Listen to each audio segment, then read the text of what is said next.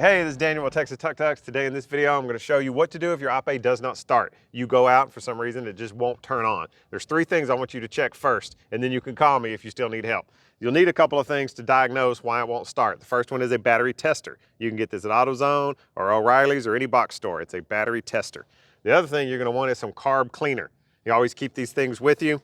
And another quick tip is if you'll keep your op plugged into a battery tender, you shouldn't have any battery issues. When you go out there, the battery is fresh and it hasn't drained.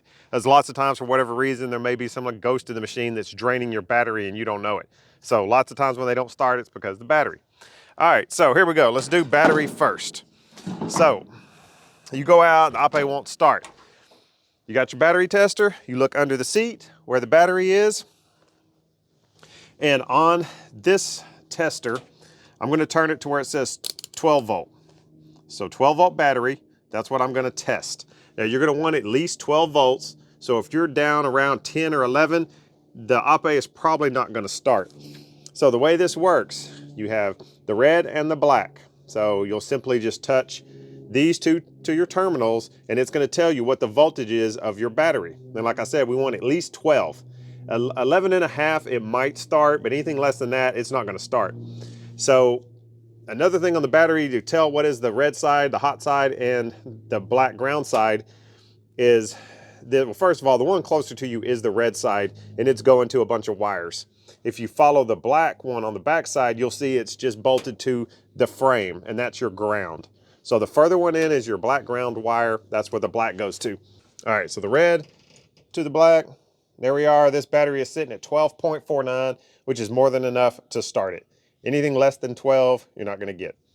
So again, quick recap on that. Make sure your setting's on 12 volt. You touch the red to the red side, the black to the black side. That will tell you exactly what that battery is hitting at. So if you're anything less than 12, that may be the reason why it's not starting. All right, the next thing has to do with the carb cleaner. So let's say it's set up, your gas has gotten old bad gas, or your gas is not flowing for some reason. Here's a quick surefire way to get it to wake up. So you're gonna have to come around the back and you're gonna be getting to the carburetor. So you'll have to get down low on the ground for this. All right, when you look in the back, you'll see this rubber hose, this bellows, and all of this is the carburetor. All right, so that's the carb. This rubber bellows is what you wanna do. You wanna take that off. You have to pull it back, move it to the side, and this is what I call the throat of the carburetor. So what you're gonna do is take the carb cleaner and just spray it right into that, just a quick shot, and then go try to start it. This is like taking a shot, just a shot to the head. Do you put that straight carb cleaner in there? If it doesn't start, then you got some other issue. This is instant fuel, straight to the carburetor. And then remember to put this air bellows back on once you've done that, okay? Another thing I want you to check is right here. This is the spark plug wire. If this ever came off or came unplugged, the truck will not start and run. So you want to check that. And the way you check it is to just wiggle it a little bit. It'll even pull it off if you want. If this has come undone for whatever reason, it's sitting there, it's never going to start. This is what sends the fire to the engine. So you want to make sure that that is on there. You can wiggle it. You can take it off, feel it click on, and then this little rubber cap you just put back on there. So you know you've got your spark, you know you've got fuel, and then you've got your battery. That's the three main things to check to see why an op will not start. All right, so let's go back around. I've done those three things. This is a 1980 Piaggio op 501. Come right here. So we know we got battery, we know we got fuel. Now the next thing is if it's cold outside, you want to choke it. The black lever is your choke. You can pull that all the way up. You turn your key all the way to the right, and then under here is a push button.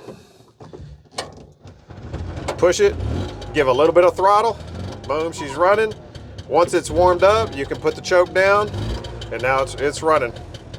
So when you turn it off, so now see it's running, right? And I want to turn this key off. There's about 4 or 5 clicks in this key, and I want to show you what happens. So all the way to the right is running.